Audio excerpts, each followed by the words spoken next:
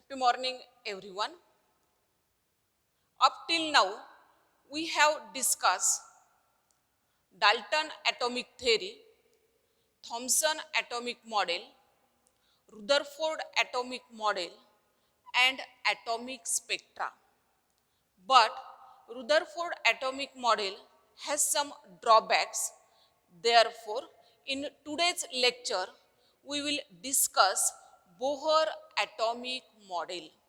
Scientist Neil Bohr modified Rutherford atomic model by applying the ideas of quantum physics and proposed his model in 1913. His model satisfactorily gives the explanation of stable atomic structure.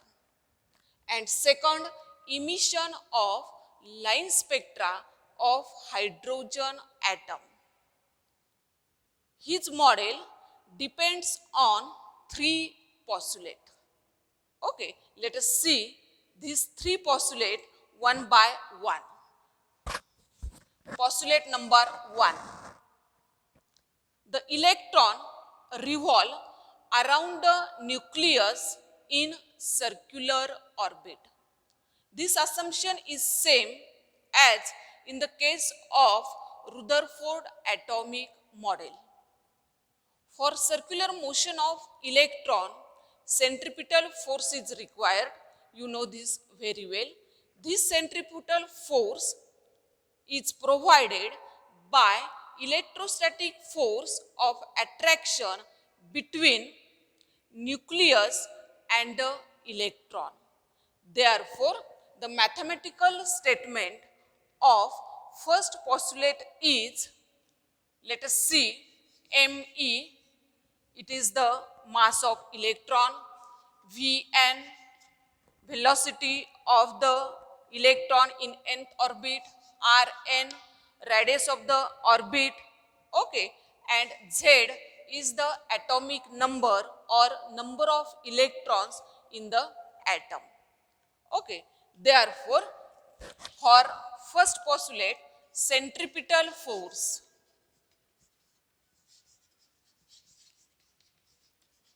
is equal to the electrostatic force of attraction between electron and nucleus. Therefore, it becomes ME Vn square upon Rn is equal to the 1 upon 4 pi epsilon naught Ze square upon Rn square, where epsilon naught is the permittivity of a free space, Z is the atomic number or number of electrons. Okay. Therefore, this is the mathematical statement of first postulate, because mv square upon r is equal to centripetal force and 1 upon 4 pi epsilon 0 Z square upon Rn square is the Coulomb force or electrostatic force. Now, second postulate. The radius of the orbit of an electron can only take the certain values in such a way that the angular momentum of the electron is equal to the integral multiple of h upon 2 pi. Therefore, angular momentum is equal to the nh upon 2 pi. What is the angular momentum? Angular momentum is me Rn Vn is equal to the nh upon 2 pi. Okay, this is the mathematical statement of second postulate. Now, third postulate. When the electron jumps from the orbit of higher energy level to the orbit of lower energy level, it radiates the energy. This energy radiated is equal to the photon energy. What is the energy of photon? Energy of photon E is equal to the h into nu, where h is the Planck's constant. What is nu? Nu is the frequency of incident radiation. Therefore, E is equal to the h nu, and it is equal to the energies, difference of energies between the two orbits, which is equal to the En minus Ep. Therefore, E is equal to the h nu is equal to the En minus Ep. This is the mathematical statement of the third postulate. Okay. Now, next point is radius of Bohr orbit.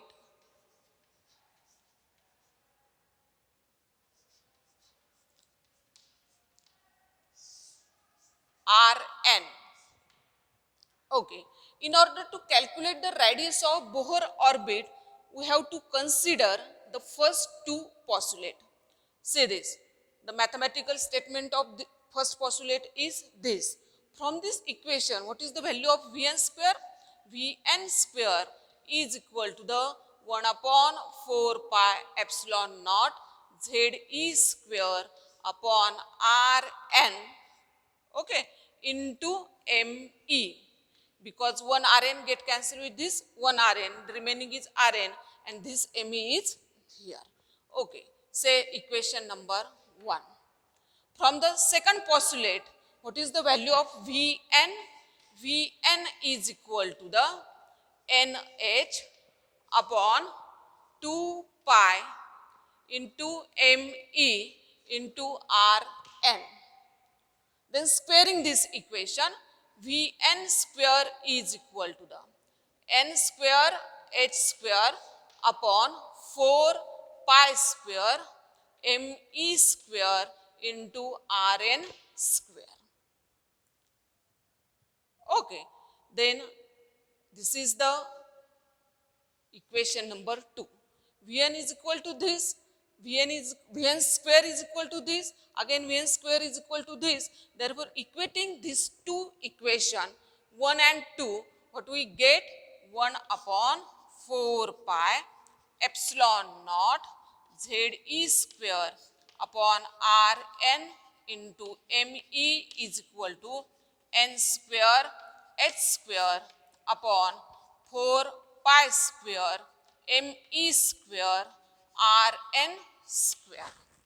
Okay, let us see cancel terms. 4 get cancelled with this 4, pi get cancelled with this one of the pi, this Me get cancelled with this Me, Rn get cancelled with this one of the Rn. Therefore, what is the value of then Rn? Rn is equal to the epsilon naught n square h square upon this pi 1 m into z into E square, where E is nothing but a charge on electron. Therefore, this is the value of Rn. Means radius of the Bohr orbit is equal to epsilon naught n square s square upon pi Me into Ze square. From this equation, we can say that the radius of the Bohr orbit is directly proportional to the square of the principal quantum number, because all these terms epsilon naught, h, pi, me, z and E square are constant. Therefore, Rn is directly proportional to the n square. Okay, if we put the value of z is equal to 1, yes, I am writing here now.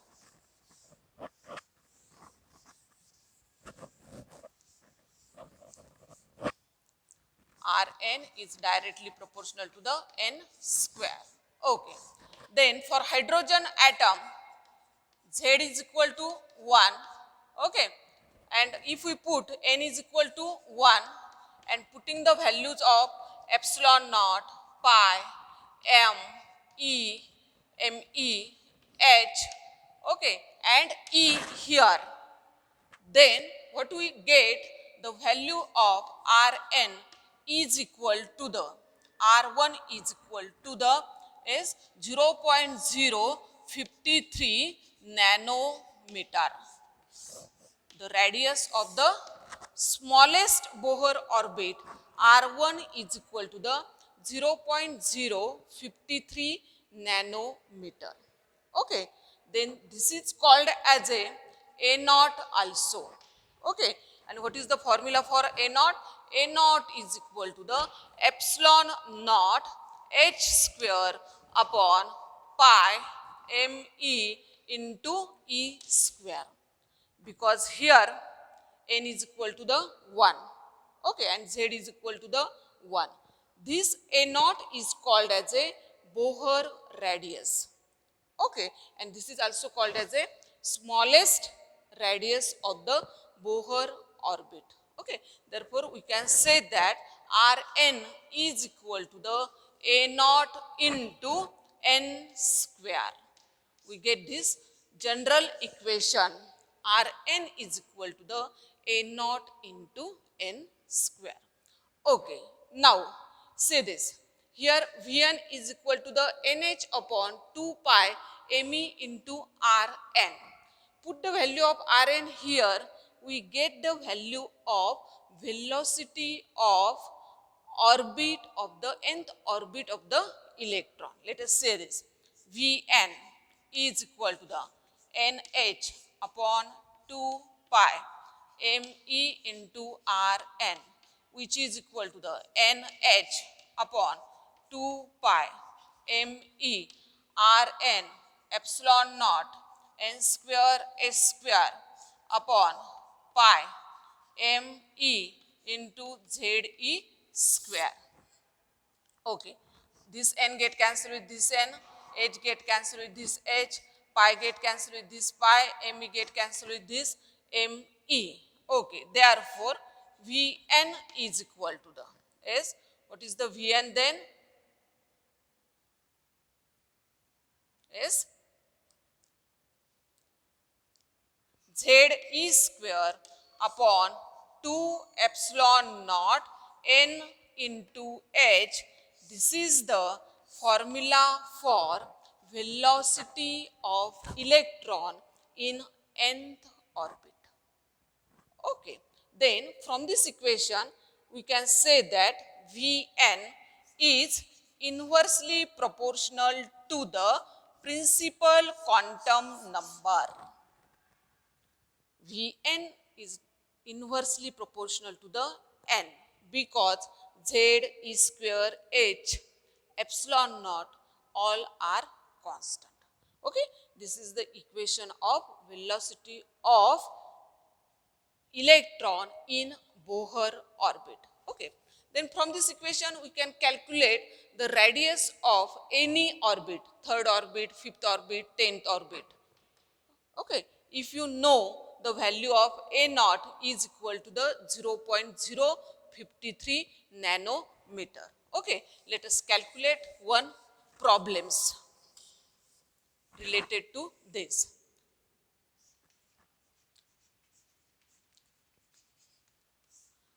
Calculate the radius of Bohr third orbit of hydrogen atom. Okay, we can calculate the fifth orbit, seventh orbit also. Okay, then solution. We have to use the formula Rn is equal to the a naught into n square. We have to calculate the radius of third orbit. Therefore, R3 is equal to the a naught. A naught is 0.053 into 3 square. Okay, therefore, R3 is equal to the 0.053 into 9. Therefore, R3 is equal to the 0.477 nanometer. meter. This is the radius of Bohr third orbit. Okay. If then you can calculate the radius of Bohr fifth orbit also. 5 square, then 25 into this. Therefore, in this lecture, we have explained the Bohr atomic model, its three postulates. Then we have obtained the radius of Bohr orbit. Then we have obtained the equation of velocity of electron in Bohr orbit. Then velocity of the electron in Bohr orbit is inversely proportional to the n, means principal quantum number. And lastly, we have solved one problems. Let us stop here.